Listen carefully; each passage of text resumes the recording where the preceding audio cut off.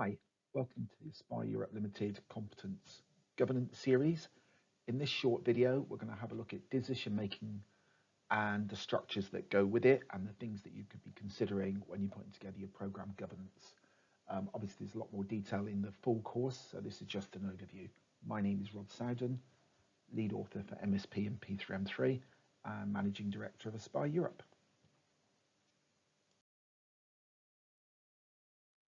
One of the big challenges when setting up program and project governance is the relationship to organisational governance. Now, organisations have decision-making structures that have evolved over many years and reflect their industry and the culture and their values. When you overlay a big programme and project into that maybe is cutting across some of those old structures or old values, you can hit lots and lots of issues. So in this picture, we're looking at the Piper Alpha tragedy a few years ago, and if you actually read up on that, and I would recommend it is worth looking into why it happened. This wasn't one big decision that went wrong, it was lots of little decisions that aggregated up, and not the right people were looking at or involved in those decisions. Confusion, guesses were being made, and that kind of thing that ultimately ended up with, literally a big bang. So when we're thinking about making decisions, we need to have some things in place. First of all, we need processes. We need to have ways to make a decision. We need to have approval journeys. We need to know who needs to be involved in that decision. We need to have the right information to pass judgment on the right way forward, because no decision is ever black and white. They're all in shades of grey, and therefore the people involved in that decision need to recognise that ambiguity and what is in effect an element of gamble. Now, the systems to support that reduce the risk in the gamble. So we need systems to support information so that we get it provided to us in a timely manner, and we need to have systems to make sure that that decision is verified and is actually put into place, because you can make a decision that isn't put into place, then your governance is weak. All right. Now, importantly, there we also need to think about authority. Who has the right to make these kinds of decisions?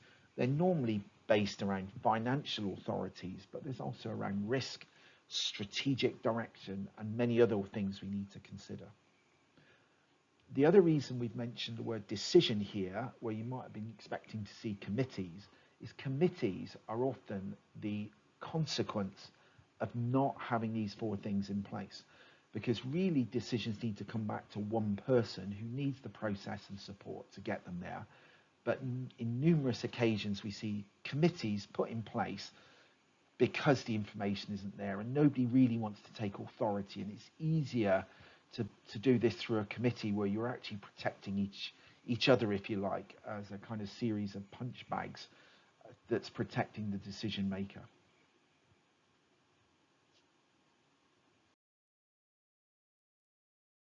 So I think you'll probably be familiar with the structures that we need to have in place. So we got the portfolio board seeing the overarching shape of things. Then we'll have our program board, and of course, we're really largely thinking about programs.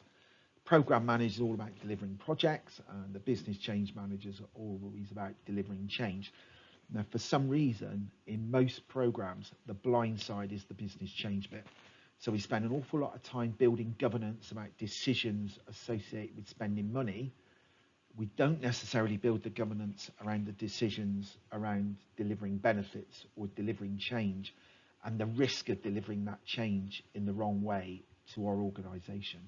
So those are the layers. Let's have a little bit of a more detailed look at this.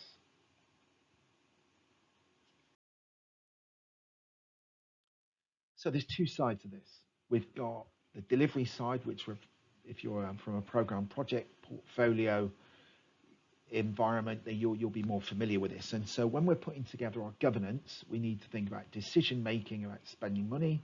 We need to make sure we got planning, we've got control, that we know about how we're going to deal with requirements, stakeholder, risk, resource, those kind of things. That's the delivery side of it. Yeah. Some of those move across the business change side of it too. We have we got the resources to cope with the change? Are we getting the benefits back? Are we managing our business performance? Are we dealing with business case and risk? Is that case going to be continuingly viable, and have we got effective leadership of change? Effective leadership of change doesn't come from the program manager, it comes from sponsorship and the leaders in that area that are sponsoring it. The business change managers themselves have to be leaders of change. So when we think about our governance structures and scope, we need to think about the delivery side, but we need to think about the change and the operations side.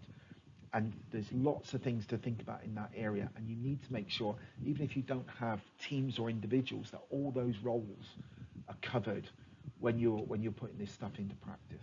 We need balance between the delivery side and the change side.